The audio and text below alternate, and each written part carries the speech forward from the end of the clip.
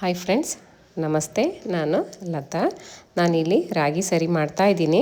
So ಇದರಲ್ಲಿ ಕೆಲವೊಂದು ಪದಾರ್ಥಗಳನ್ನ ನಾನು ಬಳಸ್ಕೊಂಡಿದ್ದೇನೆ, ಅದನ್ನು ನಿಮ್ಮ ಹತ್ರ ಶೇರ್ ಮಾಡ್ತಾ ಇದ್ದೀನಿ.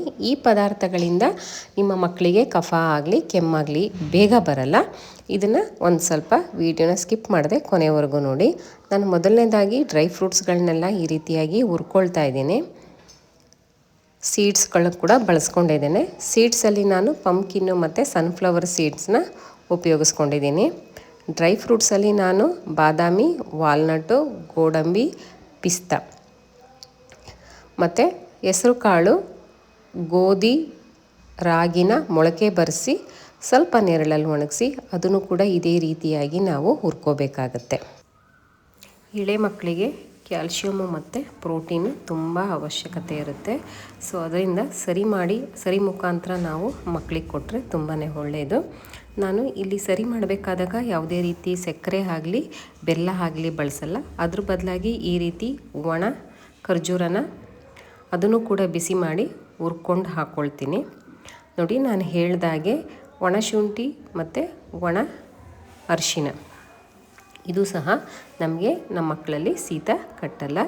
ಇದು ತುಂಬಾ ಒಳ್ಳೆಯದು. ಇದನ್ನು ಕೂಡ ನಾನು ಸರೀಲಿ ಸೇರಿಸ್ಕೊಳ್ತಾ ಇದ್ದೀನಿ. ಕೆಲವೊಂದು ಕಡೆ ಹಳ್ಳಿ ಭಾಗದಲ್ಲಿ ಈಗಲೂ ಕೂಡ ಈ ರೀತಿಯಾಗಿ ತಲೆಗೆ ಸ್ನಾನ ಮಾಡಿದಾಗ ಬಾಣಂತಿಯರಿಗೆ ಈ ಜಾಕಾಯಿ, ಜಾಪತ್ರೆ, ಒಣಶುಂಠಿ ಇದನ್ನು ಒಂದು ಇದರಲ್ಲಿ ತೇದ್ಬಿಟ್ಟು ಮಗುಗೆ ಈಗಲೂ ಕೂಡ ತಿನ್ನಿಸ್ತಾರೆ.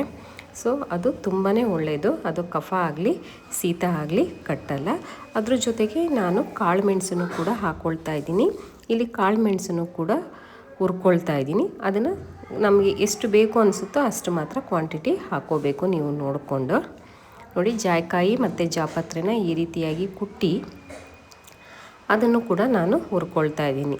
ನಾನು ಹೇಳಿದಾಗೆ ನನ್ನ ಮಗನಿಗೆ ಪ್ರೋಟೀನ್ ಕೂಡ ಇದರಲ್ಲೇ ಮಾಡ್ಕೊಳ್ತಾ ಇರೋದ್ರಿಂದ ನಾನು ಸ್ವಲ್ಪ ಮಖಾನನ ಕೂಡ ಹುರ್ಕೊಳ್ತಾ ಇದ್ದೀನಿ. ಈ ರೀತಿಯಾಗಿ ಹುರಿದು ಒಂದು ಪಾತ್ರೆಯಲ್ಲಿ ಹಾಕ್ಕೊಂಡಾಗ ಅದನ್ನು ಹಾಗೇ ಬಿಡಬಾರ್ದು. ಸ್ವಲ್ಪ ಕೈ ಆಡಿಸಿ ಅದನ್ನು ಮುಚ್ತಾ ಇರಬೇಕು. ಇಲ್ಲ ಅಂದರೆ ಆ ಬಿಸಿ ಹಬೆಗೆ ಅದು ಒಂಥರ ಆಗುತ್ತೆ.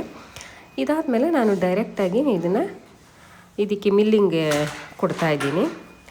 ಸೊ ಮಕ್ಕಳು ತುಂಬ ಸಣ್ಣವರಿದ್ದರೆ ನೀವು ಬಟ್ಟೆ ಹಾಕಿ ಅದನ್ನು ಜರಡಿ ಮಾಡ್ಕೋಬೇಕಾಗತ್ತೆ. ಮಕ್ಕಳು ಸ್ವಲ್ಪ ದೊಡ್ಡವರಿದ್ದರೆ ಈ ರೀತಿಯಾಗಿ ಜರಡಿ ಮಾಡಿಕೊಂಡ್ರೂ ಕೂಡ ನಡೆಯುತ್ತೆ. ನಾನು ಸರಿ ಮಾಡ್ಕೊಂಡಿದ್ದೀನಿ. ಇದಕ್ಕೆ ಯಾವುದೇ ರೀತಿ ಬೆಲ್ಲ ಆಗಲಿ ಸಕ್ಕರೆ ಆಗಲಿ ಹಾಕಿಲ್ಲ. ಇದರಲ್ಲಿ ತುಪ್ಪದಲ್ಲಿ ಕೂಡ ನೀವು ಕೊಡ್ಬೋದು. ಹಾಗೆ ನಾನು ಒಂದು ಸ್ಪೂನ್ ಹಾಲಿಗೆ ಹಾಕಿ ಕೂಡ ಕೊಡ್ತಾಯಿದ್ದೀನಿ. ನೀವು ಕೂಡ ಒಂದು ಸತಿ ಟ್ರೈ ಮಾಡಿ ನೋಡಿ. ಹಾಲಿಗೆ ಹಾಕಬೇಕಾದಾಗ ಸ್ವಲ್ಪ ಕ್ವಾಂಟಿಟಿ ಕಡಿಮೆ ಇರಲಿ, ಅದನ್ನು ನೋಡ್ಕೊಂಡು ಮಾಡ್ಕೊಳ್ಳಿ.